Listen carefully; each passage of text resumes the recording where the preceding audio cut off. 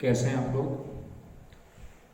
बेटे class 12th accountancy में हमारा चैप्टर चल रहा था फंडामेंटल ऑफ पार्टनरशिप और उसकी हम अब तक 5 क्लासेस कर चुके हैं।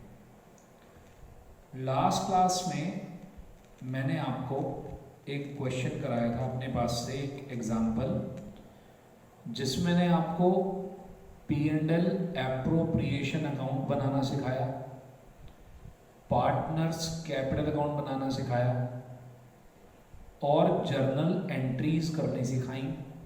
ठीक, कि जर्नल एंट्रीज कैसे होती है। अगर मैं आपसे शुरू से बात करूं तो मैंने आपको पार्टनरशिप का बेसिक बता दिया, P&L एप्रोप्रिएशन बता दिया, पार्टनर्स कैपिटल अकाउंट बनाना बता दिया, दोनों मेथड से, फिक्स मेथड भी और फ्लक्चुएटिंग मेथड भी। और मैंने आपको फंडामेंटल्स की जो जर्नल एंट्रीज है, फंडामेंटल्स की जर्नल एंट्रीज भी मैंने आपको बता दी। अब हमारे लिए काम क्या शुरू होता है। मैंने आपको बताया था कि इस चैप्टर के अंदर मेनली 2 अकाउंट हैं, 2 अकाउंट मेन है इस चैप्टर के। एक तो P&L एप्रोप्रिएशन अकाउंट कैसे बनाया जाए और दूसरा पार्टनर्स कैपिटल अकाउंट कैसे बनाया जाए। इनमें से भी जो P&L एप्रोप्रिएशन है वो हीरो है मूवी का। इस चैप्टर का हीरो है P&L एप्रोप्रिएशन अकाउंट, करेक्ट। यानी कि हमें ये अकाउंट, ये मैंने आपको पहले भी बनवा रखा है, दोबारा से मैंने आपके लिए यहाँ एक फॉर्मेट लिख के रखा है। अब मैंने जो आपको एग्जाम्पल कराया था उसमें नेट प्रॉफिट भी गिवन था, इंटरेस्ट ऑन ड्राइंग भी गिवन था, सब कुछ गिवन था। बस हमने इसे पुट करा और पुट करके हमने आंसर निकाल लिया। लेकिन अब होता क्या है, पेपर में ट्विस्ट कहाँ पर आता है, पेपर कैसे आपको ये बताता है कि भाई देखो ऐसे होते हैं बढ़िया क्वेश्चन। पेपर में आपको वो पहली गड़बड़ तो नेट प्रॉफिट में करके दे देगा। आपको रिक्वायरमेंट है नेट प्रॉफिट की, वो आपको देगा नहीं।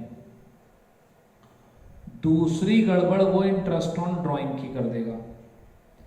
आपको इंटरेस्ट ऑन ड्राइंग चाहिए, वो आपको ड्राइंग बता देगा, रेट ऑफ इंटरेस्ट बता देगा, ड्राइंग पर कितना लगता है, लेकिन इंटरेस्ट कैलकुलेट करके नहीं देगा। वो आपको इंटरेस्ट ऑन कैपिटल में घुमा देगा।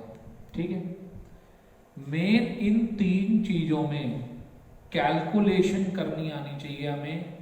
आपको रेडीमेड क्वेश्चन नहीं मिलेगा कि भाई वैल्यूज पुट करी और आंसर निकाल लिया।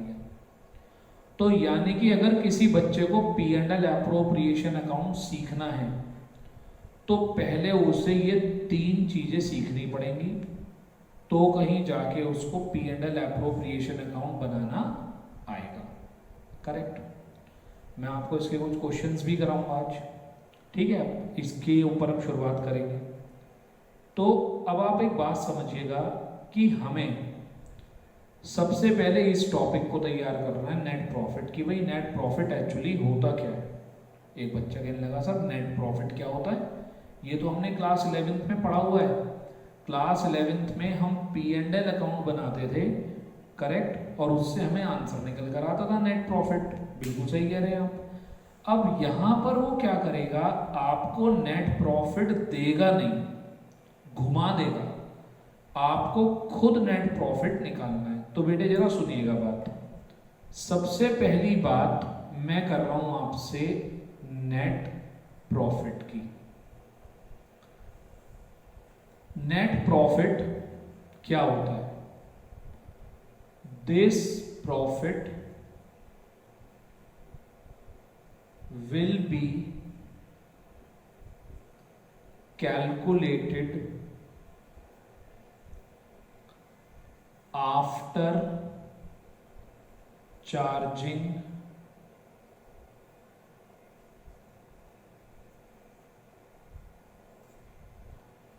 all expenses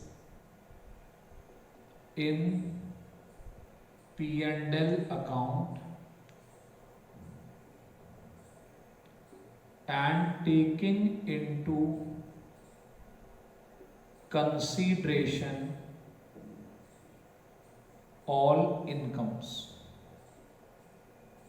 Correct? If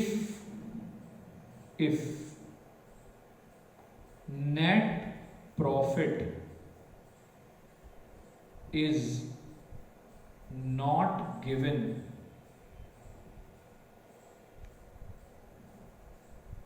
we need to calculate net profit firstly. Correct? अगर उसने मुझे नेट प्रॉफिट दे दिया है, उससे अच्छी तो कोई बात ही नहीं है, लेकिन अगर उसने मुझे नेट प्रॉफिट नहीं दिया है तो मुझे पहले नेट प्रॉफिट कैलकुलेट करना पड़ेगा। करेक्ट? अब मैं आपको इसी की बात बताता हूं और आप बड़े ध्यान से मेरी बात को अपने पास नोट करेंगे, समझेंगे भी साथ साथ। अब आप सपोज करिए कि आपको एक एग्जाम्पल दिया है उसने, आपको example 1, A and B are partners sharing profit and losses as 3:2. Profit during the year was rupees 60,000. A has advanced a loan to his firm on April 1, 2019 for rupees 1 lakh at the rate 6% per annum. Show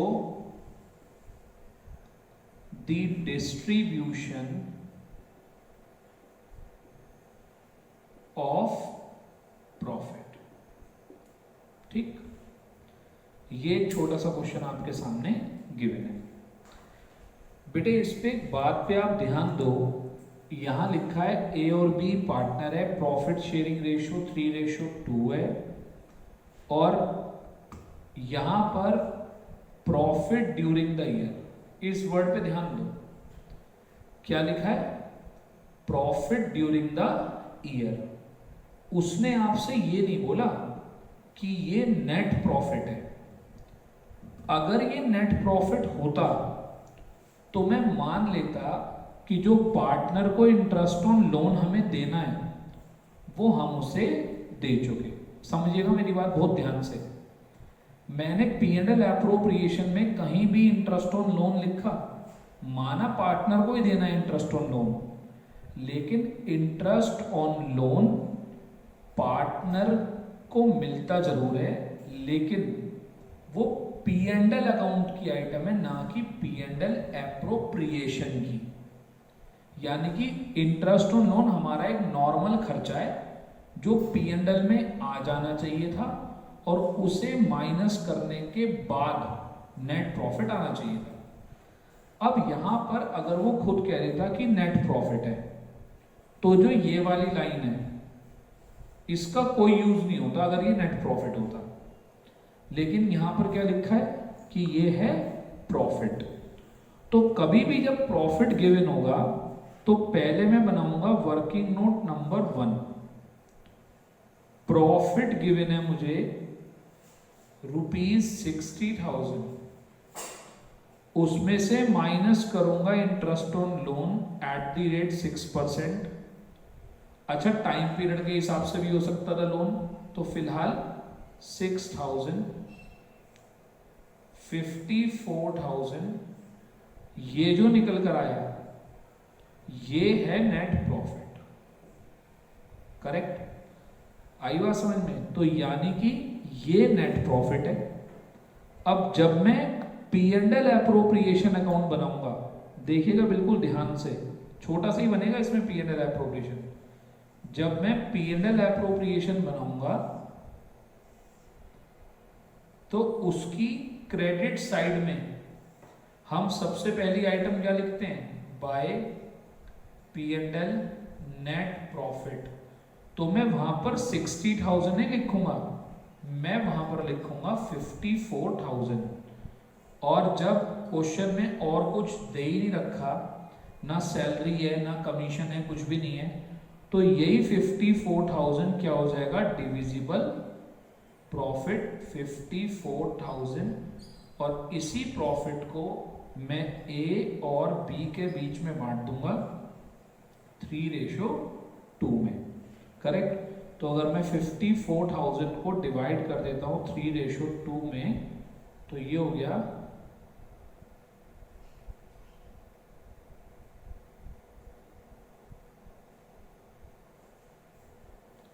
21,600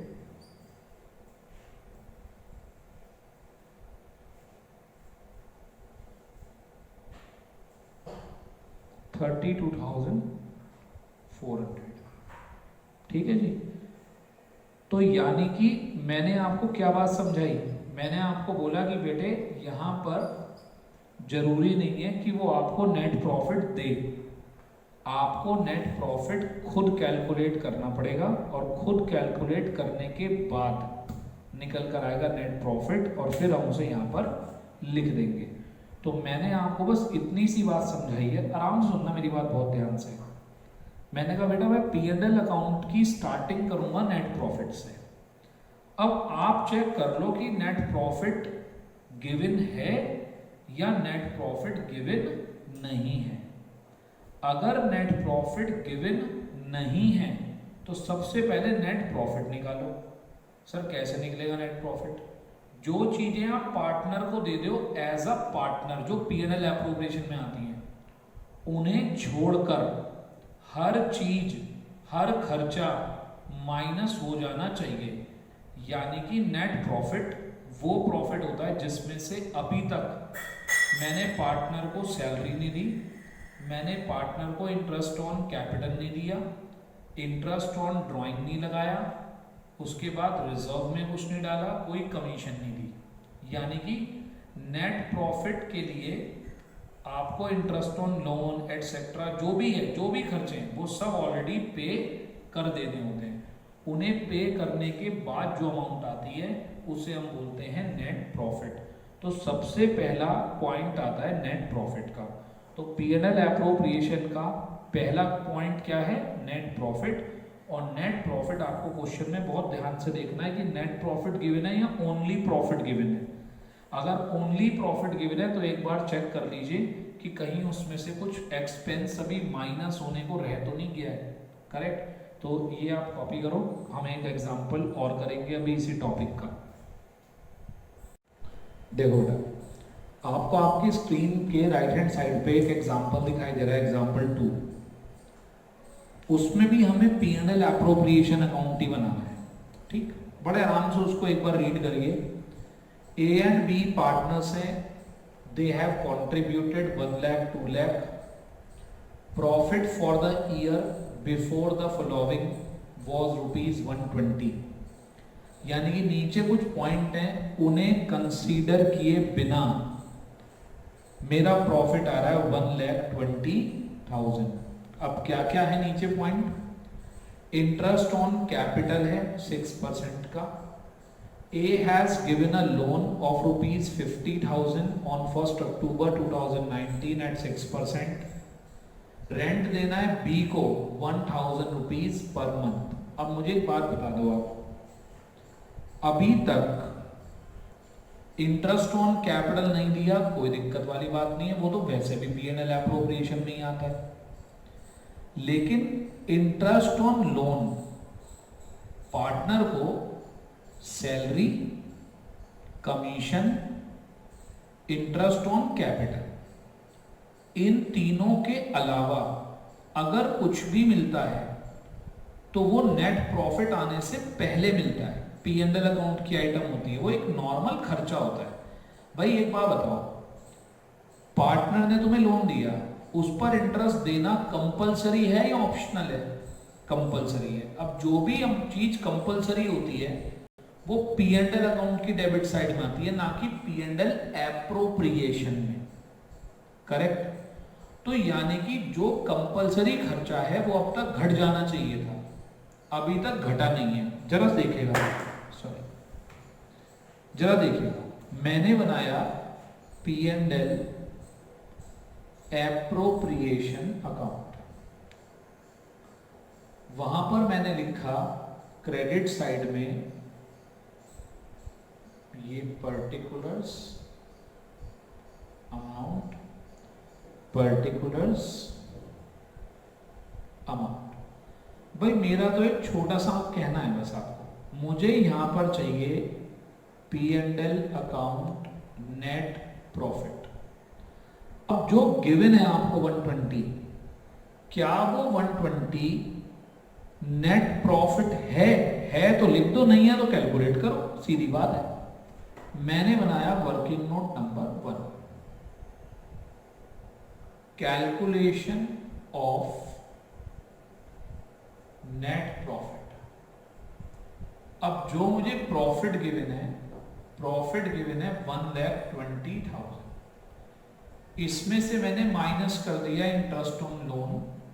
loan था हमारा 50,000 rupees का 6% के rate से, और loan हमने लिया कब है? अक्टूबर में। तो अक्टूबर, नवंबर, दिसंबर, जैन, फेब, मार्च, 6 मंथ का इंटरेस्ट हो गया, तो 1,500 रुपीज का इंटरेस्ट हो गया।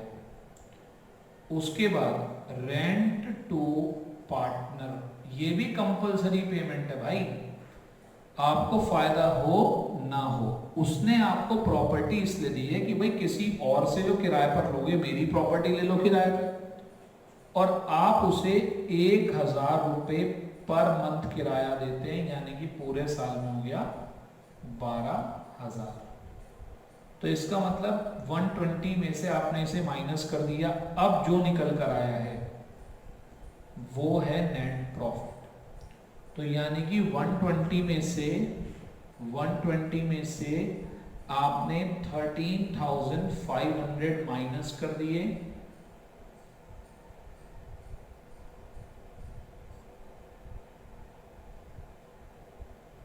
$1,06500 ये हमारा नेट प्रॉफिट है। करेक्ट? दिया नहीं हुआ था हमें, हमने ये नेट प्रॉफिट कैलकुलेट कराए, और इसके लिए हमने बनाया है वर्किंग नोट नंबर 1। करने का तरीका तो यही होता है, ठीक है? अब आपको कैसे भी, कहीं भी आप कैसे भी पढ़ लो, मैं तो बोर्ड के हिसाब से आपको बता रहा हूँ, बोर्ड की मार्किंग स्कीम के हिसाब से बता रहा हूँ कि ये आपका होता है, इस तरीके से बच्चा कर कर आता है तो उसको सही नंबर मिलते हैं। अब इंटरेस्ट ऑन कैपिटल, भाई वो तो तब भी यहीं पर आता, तब भी यहीं पर आता है। इंटरेस्ट ऑन कैपिटल ए को मिलेगा, A is capital, B is capital. अगर यहाँ लिखा होता कि फिक्स कैपिटल है तो मैं यहाँ करंट अकाउंट लिख देता। तो 1 लाख का 6% 6,000, और 2 लाख का 6% 12,000। इसे मैंने क्लोज कर दिया। 1,06500 में से 1,06500 में से 18,000 माइनस कर दिया। मेरा डिविजिबल प्रॉफिट बैलेंसिंग फिगर में निकल कर आ गया। तो 1,06500 में से हमने 18,000 क्या कर दिया? Minus 500, 88,500 balancing figure. ठीक है जी। उसके बाद इसे मैंने एज कैपिटल और बीज कैपिटल में डिवाइड कर दिया। A and B are equal partners, पहली लाइन में लिखा है ए और बी इक्वल पार्टनर है, तो 44,250 ए को 44,250 बी को। मेरा मेन कंसंट्रेशन बेटे इस बात पे नहीं था कि मैं आपको ये इंटरेस्ट ऑन कैपिटल या डिविडेंड प्रॉफिट सिखाऊं। मेरा मेन कंसंट्रेशन था मैं आपको नेट प्रॉफिट का कॉन्सेप्ट समझाऊं। सीक्वेंस में चलेंगे तो बढ़िया समझ में आएगा। पी एंड एल एप्रोप्रिएशन की क्रेडिट साइड की पहली आइटम है नेट प्रॉफिट। उसमें जो भी वो शैतानी कर सकता है वो मैंने आपको बता दी कि वो आपको डायरेक्टली नेट प्रॉफिट नहीं देगा। नेट प्रॉफिट आपको खुद कैलकुलेट करना पड़ेगा और नेट प्रॉफिट कैलकुलेट करके हम उसको सॉल्व करेंगे। ठीक है जी, आती है बात समझ में? क्लियर है सबको? तो चले अब आते हैं एक अगले टॉपिक पे। नेट प्रॉफिट के एकदम नीचे लिखा था interest on drawing, credit side में लिखा था इंटरेस्ट ऑन ड्राइंग। तो अब हम बात करेंगे इंटरेस्ट ऑन ड्राइंग्स की। चलो बेटा, तो हमने नेट प्रॉफिट कैलकुलेशन तो देख लिया। अब हमारा सेकंड टॉपिक है interest on drawings.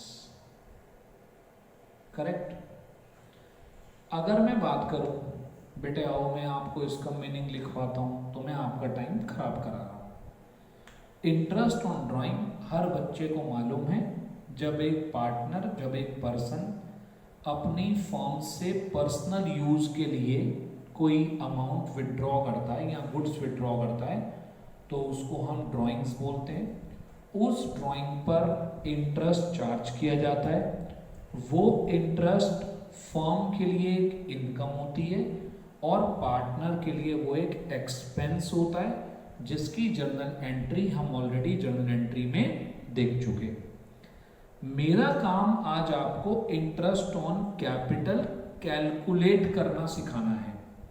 Class 11th में भी ये एक आध जगह आता तो है, लेकिन वहां पूरा कैलकुलेशन नहीं सिखाया जाता आपको। तो देखिए जरा, मैं आपको सिखा रहा हूं कैलकुलेट करना इंटरेस्ट ऑन ड्राइंग। अब जरा सुनिएगा, इसमें हमारे पास दो टाइप के क्वेश्चंस होते हैं, ध्यान से सुनिएगा। एक को मैं कह सकता हूं रैंडम ड्राइंग्स, रैंडम ड्राइंग, या कह लीजिए, वैसे ऐसा कोई नाम नहीं है, मैं तो आपको बता रहा हूं बस एक बात। व्हेन टाइम ऑफ ड्राइंग, हम ड्राइंग कब करेंगे? When amount of drawing, correct? ये दो चीजें आर नॉट फिक्स्ड, ये फिक्स नहीं है।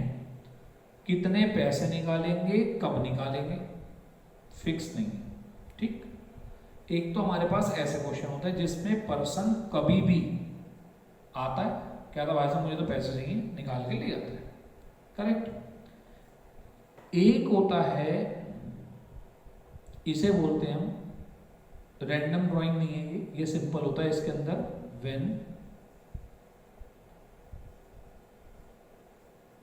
Drawings amount, when time of drawing and gap between two drawings are same। Correct?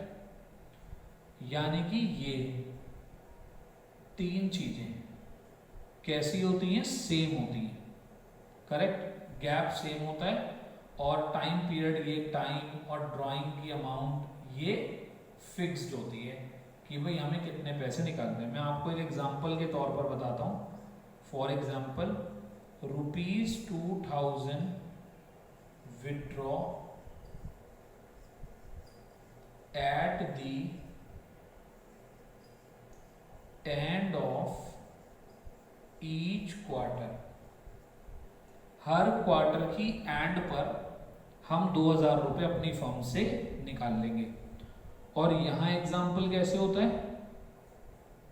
1 मई को निकाल लिए पैसे, 1 मई को 2000 रुपये निकाल लिए, फिर जून 30 को आ गए निकालने, 1000 रुपये फिर निकाल लिए, फिर जुलाई 1 को आ गए, फिर से 1000 रुपये निकाल लिए, फिर अगस्त 31 को आ गए, फिर से 2000 रुपये। तो मतलब कभी भी किसी भी डेट पर, अब बच्चे यहाँ पर एक बात अगर ऑब्जर्व कर रहे हैं तो कर रहे होंगे कि मैंने यहाँ तो मंथ की स्टार्टिंग लिखी है या मंथ का एंड लिखा है, बीच में भी हो सकता है 10 मई, 12 मई, 15 मई, ऐसे भी हो सकता है, ठीक है। लेकिन हमारे सिलेबस में ऐसे ही क्वेश्चन है जिसमें या तो मंथ की स्टार्टिंग है या मंथ का एंड है। फिर भी मैं आपको डेज वाला क्वेश्चन भी एक कराऊंगा। तो पहले तो आप ये समझिए कि 2 तरीके से ड्राइंग होती है, जब डेट फिक्स नहीं होती, अमाउंट फिक्स नहीं होती। यहाँ पर डेट फिक्स होती है कि भाई महीने की स्टार्टिंग में, महीने के मिडिल में, महीने के एंड में, क्वार्टर की स्टार्टिंग में, क्वार्टर के मिडिल में, क्वार्टर के एंड में, ये सब फिक्स होता है। अब इसके ऊपर जो मेथड लगता है, ध्यान से भी इस बात को देखिएगा, जो मेथड इसके ऊपर लगता है, इसके ऊपर जो मेथड अप्लाई होता है उसे बोलते हैं प्रोडक्ट मेथड। क्या बोलते हैं? प्रोडक्ट मेथड बोलते हैं, जो इसके ऊपर अप्लाई होता है, इस सीन के ऊपर। और जो इसके ऊपर अप्लाई होता है उसको बोलते हैं एवरेज मेथड। क्या बोलते हैं? Average method. जहां एवरेज मेथड फेल हो जाता है वहां पर प्रोडक्ट मेथड की बात होती है, करेक्ट। तो प्रोडक्ट मेथड तो एक ऐसा मेथड है कि जो हर टाइप का क्वेश्चन सॉल्व कर सकता है, लेकिन मोस्टली एग्जाम में प्रोडक्ट मेथड हम तभी लगाते हैं जब ये सिचुएशन होती है, और जब ये सिचुएशन होती है तो हम एवरेज मेथड लगाते हैं। अब आज की क्लास में मैं आपको सिखाऊंगा क्या? मैं आज आपको सिखाऊंगा प्रोडक्ट मेथड करना, ठीक है जी। तो आज हम प्रोडक्ट मेथड की बात कर रहे हैं अपनी क्लास में। चलिए जी, आते हैं फटाफट से प्रोडक्ट मेथड के क्वेश्चन पे। आपको आपकी स्क्रीन के राइट हैंड साइड में एक क्वेश्चन दिखाई दे रहा है, एक एग्जांपल दिखाई दे रहा है, एग्जांपल नंबर 3। उसमें लिखा है calculate interest on drawing when a partner withdraw the following amount, और नीचे डेट्स लिखी हैं 1 मई, 1 अगस्त, 30 सितंबर, जनवरी, मार्च, सामने अमाउंट लिखी है। उस पर हमें इंटरेस्ट ऑन ड्राइंग कैलकुलेट करना है at the rate 15% per annum, और हमें ईयर एंडिंग बता रखी है 31 मार्च 2019। अब कैसे करें? देखो मैं आपको एक बात बताता हूँ, अगर आपके पास मैथमेटिक्स है और आपने बचपन में सिंपल सी बातें पढ़ी हैं, तो एक तरीका तो ये भी हो सकता है आप कोई तरीका मत सीखो। है सर, एक तरीका ये हो सकता है कोई तरीका मत सीखो, मतलब नंबर कटवाएं पेपर में? नहीं, ये पता है क्या है, बिल्कुल सिंपल इंटरेस्ट की तरह। जैसे आपने 2000 रुपीज मई में विड्रॉ करे, तो मई, जून, जुलाई, अगस्त, सितंबर, अक्टूबर, नवंबर, दिसंबर, जैन, फेब, मार्च, यानी कि वो 2000 रुपए आपने 11 महीने तक यूज करे। तो 2000 पर 11 महीने का इंटरेस्ट निकाल लो, प्लस 5000 रुपए आपने अगस्त से यूज करने शुरू करे, तो अगस्त, सितंबर, अक्टूबर, नवंबर, दिसंबर, जनवरी, फरवरी, मार्च, तो जो अगले 5000 रुपए वो आपने 8 महीने तक यूज करे, तो उन्हें जो है उस पर 8 मंथ का इंटरेस्ट निकाल लो। तो ऐसे करके जितनी ड्राइंग हो उन पर उतने टाइम पीरियड का इंटरेस्ट निकाल लो। लेकिन आपको भी समझ में आ रहा होगा, बड़ा लेंदी हो जाएगा। इसको करने का एक तरीका है, बिल्कुल सिंपल सा है। आप पहले डेट लिखिए, डेट है मई 1, और यहां अमाउंट लिखिए जो आपने ड्रॉ करी है 2000। उसके बाद 1 अगस्त 5000, उसके बाद सितंबर 30 2000, उसके बाद मार्च 30 सॉरी सितंबर के बाद जनवरी 31 6000, और उसके बाद मार्च 31 2000, ये आपको डेट्स गिवन है, ठीक, और अमाउंट गिवन है। ये दो चीजें तो आपको गिवन होंगी। अब तीसरा कॉलम आपको अपने पास बनाना पड़ेगा, वो होगा टाइम का। किसका? टाइम पीरियड का। और ये टाइम पीरियड कैसे कैलकुलेट होगा? DOD to Y. डीओडी का मतलब है date of drawing, date of drawing से लेकर ईयर एंड तक। ईयर एंड है मार्च 31, 2019। तो मुझे यहां से लेके यहां तक के मंथ काउंट करने हैं। तो मई 1 है, मई, जून, जुलाई, अगस्त, सितंबर, अक्टूबर, नवंबर, दिसंबर, जन, फेब, मार्च। 11 मंथ है बेटे। कुछ बच्चे ना यहाँ पर कहते हैं सर भी पता नहीं क्या कर रहे हैं, ऐसे ऐसे ऐसे ऐसे करे जा रहे हैं। बेटे सोच कर देखो, भगवान ने हमें क्यों दिए हैं? ये जो हमारे हाथों में जो मार्क है, ये क्यों बनाए ऊपर वाले ने? इसलिए बनाए हैं कि बच्चे काउंटिंग कर सकें। तो एग्जाम में डोंट बी ओवर कॉन्फिडेंट कि मुझे तो पता, अच्छा मई से लेके मार्च इतने महीने होते हैं। जल्दी बिल्कुल नहीं बचानी। अगस्त, 1 अगस्त है तो अगस्त पूरा इंक्लूड होगा। अगस्त, सितंबर, अक्टूबर, नवंबर, दिसंबर, जन, फेब, मार्च, 8 मंथ्स हो गए। सितंबर 30, सितंबर जा चुका। अक्टूबर, नवंबर, दिसंबर, जन, फेब, मार्च, 6। जनवरी 31, जनवरी जा चुका। फेब, मार्च, 2 महीने। मार्च 31 से मार्च 31, 0। अगला कॉलम हम बनाएंगे प्रोडक्ट। बेटे प्रोडक्ट कोई नई चीज नहीं है, बचपन से पढ़ते आ रहे हो। प्रोडक्ट को मल्टीप्लिकेशन बोलते हैं। अमाउंट और टाइम पीरियड की मल्टीप्लाई कर दीजिए। 22, 40,000, 16,000, 12,000 और 0। यहां पर इसका टोटल कर लीजिए, सिग्मा पी। सिग्मा पी, इन सब का हमने टोटल कर लिया सिग्मा पी। तो सिग्मा पी आ रहा है हमारा 86,000।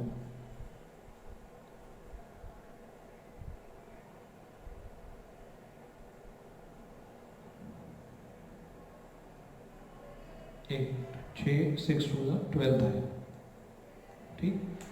2000 into 6, 12,000। अब हमने यहां पर इनका टोटल कर लिया, ये आ गया 86,000, ठीक। अब हमने इंटरेस्ट ऑन ड्राइंग कैलकुलेट करा। उसका तरीका होगा sigma P into rate of interest. आपको पता है परसेंटेज में है तो 100 अपॉन में आ जाएगा, इंटू करेंगे 1/12। बेटे हमेशा 1/12 होगा। ये क्यों है? यहाँ पर हमने सारे मंथ्स लिए हैं और आपको पता है मंथ को ईयर में कन्वर्ट करने के लिए हम 12 से क्या करते हैं? मल्टीप्लाई। तो 86,000 into rate of interest multiply by 1/12। तो ये हमारा कैलकुलेट होकर आ गया 1075। ये हुआ हमारा interest on capital by using the product method. आती है बात समझ में? मंथ काउंट करते हुए ध्यान रखना कि मंथ हमें ठीक से देखकर काउंट करने हैं आराम से। अच्छा, अब एक और बात थी। अगर सपोज करिए ये डेट यहाँ पर मई 1 की जगह मई 10 होती, अगस्त 15 होता, सितंबर 20 होता, जनवरी 5 होता, मार्च 23 होता, तो कैसे करते क्वेश्चन? जहां आपने डीओडी से, डेट ऑफ ड्राइंग से ईयर एंड को मंथ मंथ मंथ में काउंट करा है सीधा, फिर आपको डेज काउंट करने पड़ते हैं। डेज काउंट करके आप यहां पर लिखते, मल्टीप्लाई करते, और यहां पर भी यहां 12 की जगह कितना हो जाता? 365। अगर ये डेज में तो यहाँ 365, अगर ये मंथ्स में है तो यहाँ पर 12। यूजुअली डेज वाला क्वेश्चन एग्जाम में नहीं आता। अगर आ भी गया तो आपको आराम आराम से उसके डेज काउंट करने होते हैं।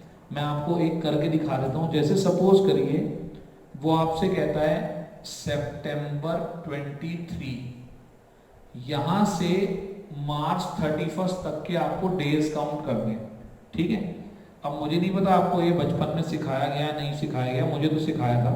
देखो ये हमारा हैंड होता है इस तरीके से, यहाँ पर जो ऊपर वाली साइड होती है ये, करेक्ट, ये जो पीक बना हुआ है, जैन फेब मार्च अप्रैल मई जून जुलाई अगस्त, तो जो ऊपर की तरफ आ रहा होता है वो 31 डेज का होता है एक्सेप्ट फेब्रुअरी, और जो बीच में आ रहा होता है ये 30 डेज का होता है, करेक्ट। तो कभी आपने शायद इस बात पे ध्यान नहीं दिया होगा, जनवरी फरवरी मार्च अप्रैल मई जून जुलाई अगस्त, जुलाई और अगस्त दोनों 31 डेज के होते हैं, ठीक है। तो ये डेज काउंट करने का तरीका है कि भाई कौन से महीने में कितने डेज होते हैं। अब जरा देखिएगा, सितंबर है, जैन फेब मार्च अप्रैल मई जून जुलाई अगस्त सितंबर, सितंबर में 30 डेज होते हैं, सितंबर 23 चल रहा है, तो 7 दिन बचे सितंबर के, जनवरी फरवरी मार्च अप्रैल मई जून जुलाई अगस्त सितंबर, अक्टूबर में कितने दिन हुए 30, नवंबर में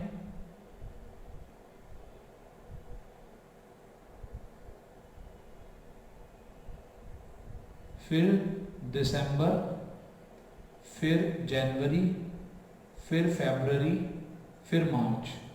ये आपने डेज लिख लिए और इन डेज का टोटल कर लिया, तो आपको डेज भी पता चल जाएंगे कि डेज यहाँ पर कितने होंगे, करेक्ट। तो ये तरीका होता है ये, क्योंकि थोड़ा लेंथी प्रोसेस होता है, पेपर में बच्चे के पास इतना टाइम नहीं होता, तो आज तक कभी ये डेज वाला क्वेश्चन बोर्ड एग्जाम में नहीं आया, यहीं तक का क्वेश्चन आता है। प्रोडक्ट मेथड अगर आएगा भी तो इस तरीके से आएगा। आई होप आपको क्लियर है प्रोडक्ट मेथड। ये हमारा आज का काम था, प्रोडक्ट मेथड करना। तो आज की क्लास में मैंने आपको दो चीज़ें कराई, एक तो मैंने आपको नेट प्रॉफिट कैलकुलेट करना सिखाया, दूसरा मैंने आपको प्रोडक्ट मेथड से इंटरेस्ट ऑन ड्राइंग निकालना सिखाया।